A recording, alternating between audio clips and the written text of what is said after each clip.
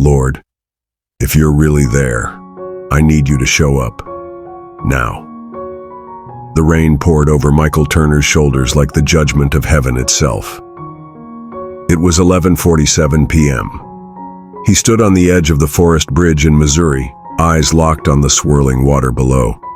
This wasn't a cry for attention. This was real. He was done.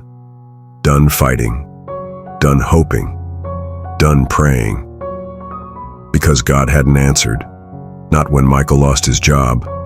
Not when his wife packed up the kids and drove off. And certainly not when the eviction notice was nailed to his door like a scarlet letter. Michael whispered again, "Just, if you're out there, do something." A gust of wind howled across the bridge, and suddenly, Michael heard it. A voice. Not loud, not booming, but clear. "Michael, I see you." He stumbled back, heart thudding. No one was there, just the wind and rain. But something changed in that moment. Something shifted. Chapter 1. The Fall. 6 months earlier, Michael was the golden boy, regional manager at a tech firm, pulling in 6 figures, driving a Tesla, and living in a modern home with his high school sweetheart Rachel. Sundays were for pancakes, Legos, and late-night Netflix. Then came the downsizing. "We're restructuring," they said. "You've been incredible, but we have to let you go." He laughed at first. "That's not funny, Dan." Dan wasn't laughing. What followed was a spiral. Jobs weren't calling back. Bills piled up. His pride kept him from asking for help. And Rachel? She tried. God, she tried. But watching her husband sink into depression, shut down emotionally, and snap at the kids broke something in her. One morning, Michael woke up to a note on the kitchen table. "Michael, I love you.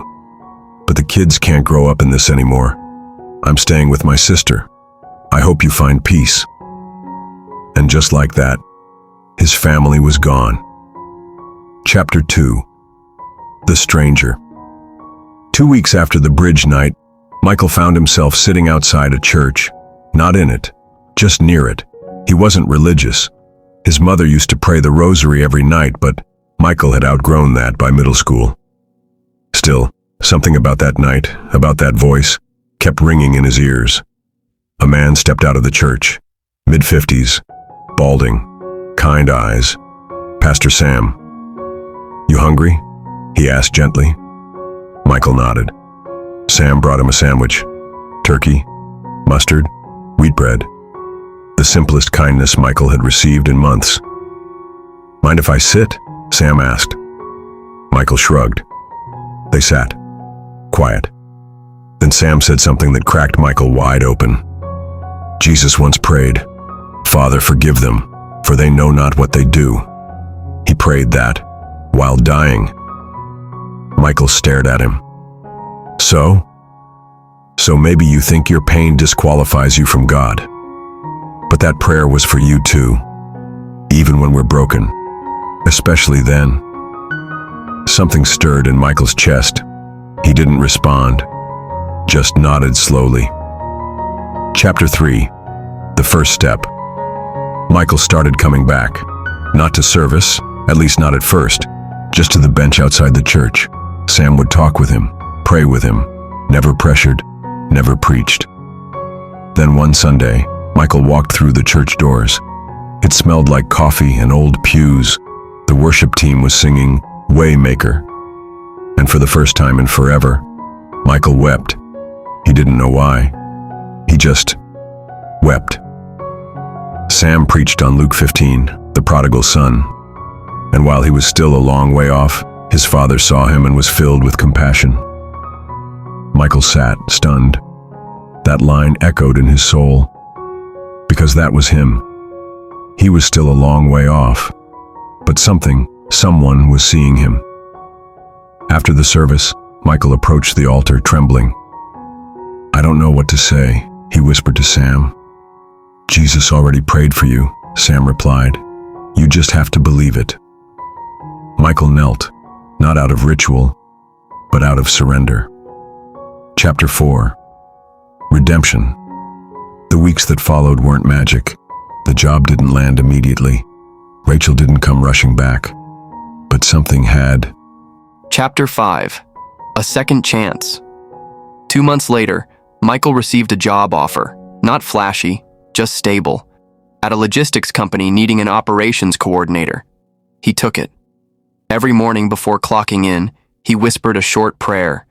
"Jesus, help me carry you in this place." Rachel called him out of the blue. "Michael, the kids want to see you," he cried silently. "I'd love that." They met at a park. The kids ran to him. Rachel watched, cautious but hopeful. Later, they sat on a bench, just like the one outside the church. "I see something different in you," she said. Michael didn't explain it all, just said, "Jesus found me when I was done, and he prayed for me before I even knew I needed it." She nodded. Maybe we can talk again. Not for the kids, for us." Chapter 6. Full circle. A year passed. Michael was steady, not flashy, not perfect, but steady. He led a small group for men battling depression and job loss. He didn't offer fancy advice, just prayer, simple, honest, transformative. One night, a man named Tony showed up, angry, bitter, done. "I'm one bad day away from ending it," he confessed. Michael looked at him and said, "You're one honest prayer away from beginning it." Tony didn't understand. So Michael told him about the bridge, the whisper, the stranger, and the prayer that Jesus spoke thousands of years ago. That was still working today. Chapter 7. The Power of the Prayer. There's a moment in every person's life when silence is louder than sound, when you feel like God's not speaking, that you're invisible, forgotten. But Jesus prayed for you. He prayed before you even knew him, before the pain, before the fall. His prayer was that we'd know we're loved, that we'd be one with him, that we'd be redeemed. Michael didn't become famous or rich, but he became something far greater. He became a man healed by prayer. 2 years later, Michael and Rachel remarried in a small ceremony behind the church. The kids smiled, holding candles. Sam officiated. "I present to you," he grinned, "a story only God could write." Michael kissed his wife and whispered, "We're here because Jesus prayed for us." Rachel smiled through tears. "He really did, didn't he?"